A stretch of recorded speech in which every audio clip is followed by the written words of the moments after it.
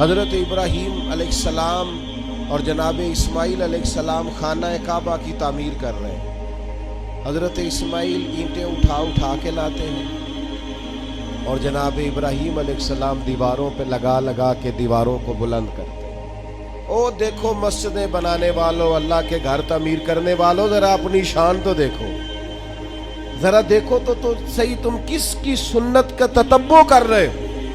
تم دیکھو تم کس صف میں کھڑے ہو جس صف کی امامت جناب ابراہیم علیہ السلام فرما رہے ہیں۔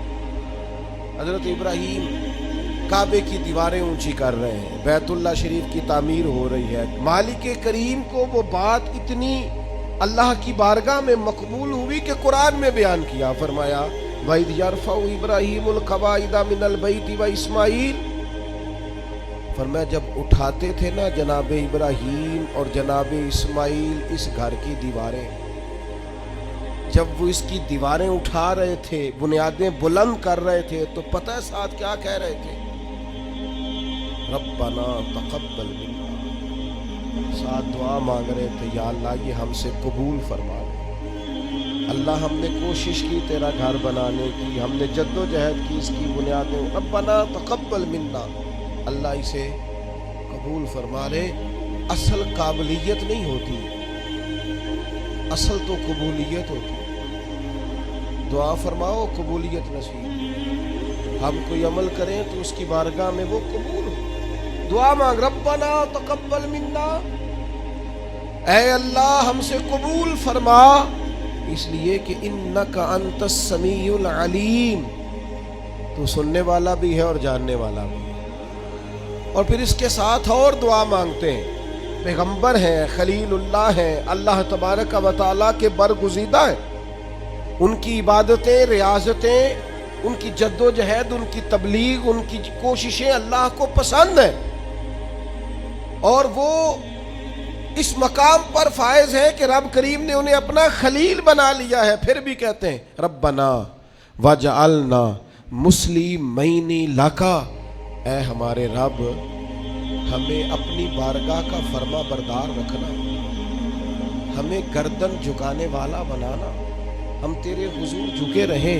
وَمِن ذُرِّيَّتِنَا أُمَّةً مُسْلِمَةً لَكَ، اور ہماری اولاد میں بھی ایک امت کو اپنی فرما بردار رکھنا، آنے والی نسلیں بھی تیری فرما بردار رہیں۔ دعا کیوں نہیں مانگتی امت یہ کہ یا اللہ ہماری اولادیں بھی تیری فرما بردار، ہر وقت ان کے لیے رزق ہی مانگتے ہو، صحت ہی مانگتے ہو، اچھا کاروبار ہی مانگتے ہو۔ یہ دیکھو جناب ابراہیم کیا مانگ رہے ہیں، کہتے یا اللہ ہماری اولادوں کو اپنا فرما بردار رکھنا، کہ تیرے نافرمان نہ ہو۔ اتنا مقام ہے، مرتبہ ہے، پھر بھی کہتے ہیں وَأَرِنَا مَنَاسِكَنَا، یا اللہ ہمیں اپنی عبادت کے طریقے سکھا، یا اللہ ہمیں سکھا کس طریقے سے تیری عبادت کریں تو راضی ہوتا ہے۔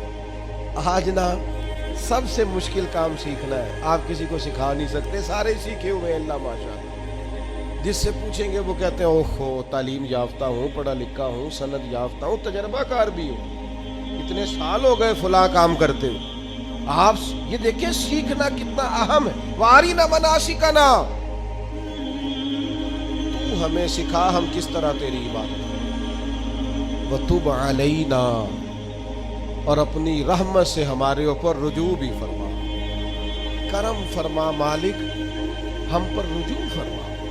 اتنے بڑے ہیں حضرت ابراہیم خلیل، پر دعا مانگ رہے ہیں یا اللہ ہمیں فرما بردار بنا، اپنی عبادت کے طریقے سکھا۔ تو وہ جو لوگ جنہوں نے طے کر لیا ہے کہ بس ہم سب کچھ سیکھ چکے ہیں، ہم تو فارغ التحصیل ہیں، ہم تو بڑے قابل ہو گئے، اوہو ہم سے سیاڑا بھی کوئی دوسرا ہوگا، وہ ذرا اس سے سیکھے نا۔ یہ حضرت خلیل علیہ السلام کیا ارشاد فرما رہے، پھر آگے فرمایا انک انت التواب الرحیم، بے شک تو بہت توبہ قبول کرنے والا اور بہت رحمت کرنے والا۔ پھر فرمایا ربنا وابعث فیہم رسولا، اے اللہ بھیج دے ہم میں سے اپنا عظمت والا رسول۔ یا اللہ نبی کریم صلی اللہ علیہ وسلم جو تیرے آخری رسول ہیں انہیں بھی انہی میں سے بھیجنا، یعنی میری اولاد میں سے کرنا آخری نبی کو۔ خود رسول کریم نے فرمایا، حضور فرماتے ہیں میں اپنی ماں کا وہ خواب ہوں جو میری پیدائش کے وقت انہوں نے دیکھا تھا، اور شام کے محلات روشن ہو گئے. حضور فرمانے لگے میں جناب عیسیٰ کی بشارت ہوں اور میں جناب ابراہیم کی دعا ہوں. میں دعا ہوں، جناب ابراہیم کی دعا بن کے آیا ہوں حضرت خلیل اللہ. میں وہ ہوں جن کے لیے جناب خلیل نے دعا کی، ربنا وابعث فیہم رسولا. ہمارے استاد فرمایا کرتے تھے کعبہ بنا کے جناب ابراہیم کا یہ دعا کرنا مانا کیا ہے؟ مالک میں نے بنا دیا ہے، اسے آباد کرنے والا رسول بھی عطا فرما. تڑپے گی محبوب کی امت بیت اللہ دیکھنے، دعائیں مانگے. یوں گھومے گی بیت اللہ کے گرد جس طرح پروانہ شمع کے گرد گھومتا ہے. نظریں دیکھ دیکھ کے بیت اللہ کو ٹھنڈی ہوں. ربنا وابعث فیہم رسولا، اے اللہ ان میں وہ رسول بھیج دے.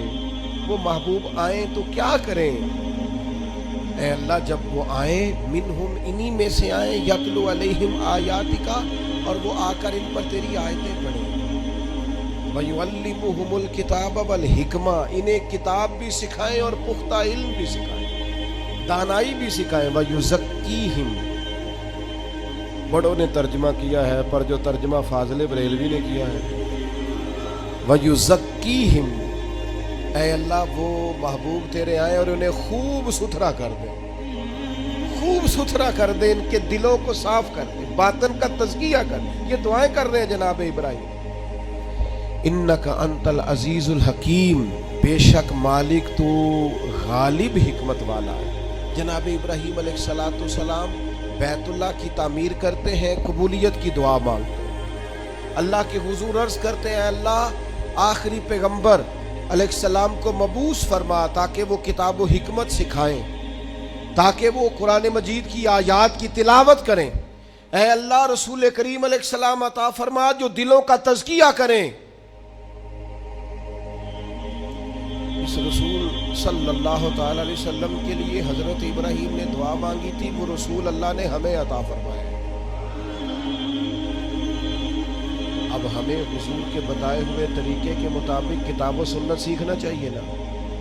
حضور نے جو خوبصورت ارشادات کر کے ہمارا تزکیہ کیا ہے ہمیں وہ یاد رکھنے چاہیے نا، دلوں میں بسانے چاہیے نا.